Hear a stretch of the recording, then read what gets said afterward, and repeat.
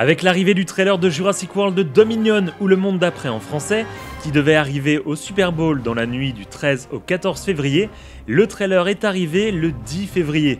Vous pouvez découvrir ma réaction à la découverte de ce fameux trailer dans le lien qui va s'afficher en haut à droite. Mais dans cette vidéo, nous allons analyser ce trailer et y découvrir pas mal de références cachées, et surtout, je vais également vous faire part de mes théories sur le trailer et sur ce qu'il peut se passer dans le film, prévu pour juin 2022. Bienvenue dans cette vidéo et bienvenue à Jurassic Smash.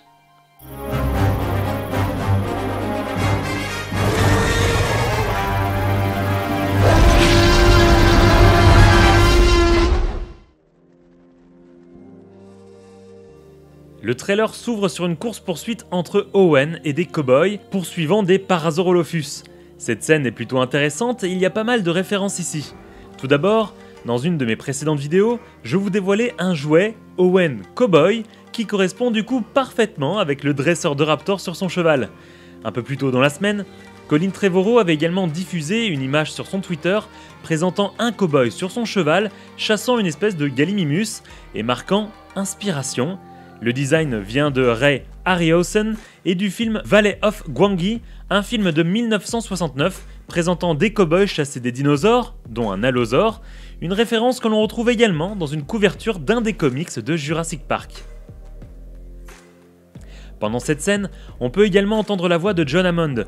Avez-vous remarqué qu'il s'agit du laïus que fait John face à Ellie Sattler dans le premier Jurassic Park ? Oui, vous savez, dans la scène où il est en train de manger de la glace, une belle référence au premier film de la saga et au regretté Richard Attenborough. Pendant la scène, on peut découvrir l'un des plans dont provient une des images dévoilées il y a quelques semaines, où l'on voit Owen capturant un Parasaurolophus.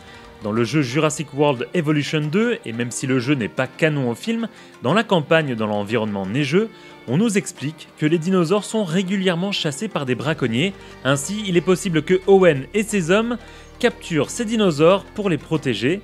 En effet, il y a de fortes chances que les dinosaures lâchés dans le monde soient considérés comme des espèces protégées, et donc du coup, comme toujours, il y a des braconniers pour chasser des espèces protégées. Un peu plus loin dans le trailer, on y découvre également un apatosaure qui semble un peu perdu. Aviez-vous remarqué qu'un des employés de la série dégaine son téléphone pour prendre une photo ou une vidéo ? Personnellement, je pense que j'aurais fait pareil. Puis, nous découvrons enfin Beta, comme je vous en parlais dans ma vidéo qui va s'afficher en haut à droite. Nous avons donc bien la confirmation que Blue a eu un bébé, et donc du coup il y a 99% de chances que cela se soit fait par parthénogenèse, une reproduction sans mâle que certains varans et lézards peuvent faire, chose que l'on avait déjà vu dans la colo du Crétacé avec le Scorpios Rex, qui se multiplie sur Nublar de la sorte. Le bébé raptor semble jeune et proche de sa mère, comme on peut le voir dans les différentes images. Plus tard dans le trailer, on peut retrouver Beta qui a l'air de se faire capturer. Un piège a l'air d'être tendu, attirant le raptor avec un cadavre de renard, et on dirait qu'un filet se referme sur le dinosaure. On peut voir le filet rapidement ici, puis le plan s'en va vers le haut, donc il y a des chances que l'animal soit capturé en l'air et que concrètement, le filet remonte dans un arbre. Il y a de fortes chances donc que l'aventure tourne autour d'aller retrouver Beta capturé, pourquoi pas, par Biosyn. Quel serait un bon trailer de Jurassic World et Jurassic Park sans voir le T-Rex, et on découvre justement deux plans du prologue, l'un où on voit Roberta mais également un autre où on voit un jeune homme. Saviez-vous qu'il s'agit du même acteur que celui qu'on voit sur le dos d'un bébé dinosaure dans la petite ferme pour enfants dans Jurassic World? Une belle petite référence, vous ne trouvez pas? L'une des scènes du trailer qui m'a le plus ému est celle du retour de Ellie Sattler et de Alan Grant. Ici, les deux protagonistes ont l'air de ne pas s'être vus depuis un moment. La dernière fois que l'on avait vu Ellie, c'était dans le rôle de mère de famille. Ici, elle a l'air d'avoir repris le travail et semble faire une surprise à Grant. Cette scène regorge de références. Tout d'abord, on y retrouve un selfie des deux personnages sur un casier. Il s'agit d'une photo prise pendant le premier Jurassic Park. En bas à gauche, on retrouve également la chambre de résonance des Raptors que Billy avait matérialisée avec une imprimante 3D et qui sauva les rescapés dans Jurassic Park 3. D'ailleurs, en parlant de Billy, j'aimerais bien le revoir dans le site de fouille avec Grant pour un petit caméo. On peut également voir en haut une inscription qui ressemble à Site B, mais bon, cela serait quand même bien étonnant. On peut sûrement penser qu'il est écrit Site 2 ou Site 8. On peut également retrouver derrière Ellie un morceau d'ambre. Et petit point intéressant, Alan Grant avait une barbe dans le roman de Michael Crichton, et le voilà avec une barbe maintenant dans le film. Du coup, on peut se dire que Alan Grant ressemble enfin véritablement à son personnage inspiré du roman Jurassic Park. D'après leurs échanges, il semblerait que Ellie force la main à Grant pour qu'ils puissent partir à l'aventure ensemble, car Grant n'a pas l'air de vouloir partir, chose qui correspondrait bien à son personnage pendant son explication dans Jurassic Park 3, avec la différence entre un astronome et un astronaute. Nouveau dinosaure de la franchise, le Therizinosaurus fait son apparition. Il ressemble bien au jouet que je vous avais montré dans une précédente vidéo avec son plumage. L'animal semble chasser Claire, ou tout du moins la suivre. Claire va donc se réfugier dans un marécage, et on peut voir qu'elle a une blessure à l'épaule. Il y a de petites chances que ce soit le Therizinosaurus qui l'ait blessé, parce qu'en effet l'animal possède de très longues griffes, et l'entaille de Claire semble être vraiment toute petite. Plus tard dans le trailer, on peut découvrir un lecteur vidéo présentant un échange de gènes, et si cette séquence vous paraît anodine, elle renferme peut-être un lourd secret. En effet, si on y regarde de plus près, on découvre que le fichier vidéo est une simulation de création d'ADN, mais le plus important, c'est le gène mis en avant, le BRCA2. Il s'agit d'une abréviation pour Breast Cancer 2, ou en français Cancer du sein 2. Il s'agit d'un gène humain qui appartient à une classe de gènes suppresseurs de tumeurs, et il est impliqué dans 45% des cancers familiaux et 10 à 20% des cancers du sein et de l'ovaire d'après Wikipédia. Il y a donc pas mal de théories à faire là-dessus. S'agit-il d'un remède miracle contre le cancer à partir d'un mélange de gènes de dinosaures et d'humains? S'agit-il d'un mélange pour créer des hybrides dinosaures humains comme c'était prévu pour Jurassic Park 4? On peut imaginer pas mal de choses ici, surtout quand on voit Henry Wu, qui a perdu son titre de docteur a priori avant les événements de Jurassic World Fallen Kingdom, qui a l'air de s'en vouloir terriblement pour quelque chose, mais surtout d'être un peu dans une bonne dépression quand même. L'homme qui était toujours très propre sur lui et sûr de lui, se montre sous un nouveau jour dans le court extrême montré pendant le trailer. S'ensuit une course-poursuite entre les Atrociraptors et Claire et Owen, qu'on avait pu découvrir notamment également dans une image qui avait été présentée il y a quelques semaines. Le tout se passe dans les rues de Malte, qui a l'air d'être un gros morceau d'action du film. Point intéressant, les Atrociraptors semblent ne pas tenir compte des autres éléments autour de leurs deux cibles que sont Owen et Claire. Ils n'ont pas l'air de vouloir attaquer d'autres humains, même si on en voit très peu sur les plans de la bande-annonce. S'agit-il peut-être d'un héritage de l'ordre à ultrasons de l'Indoraptor? C'est possible.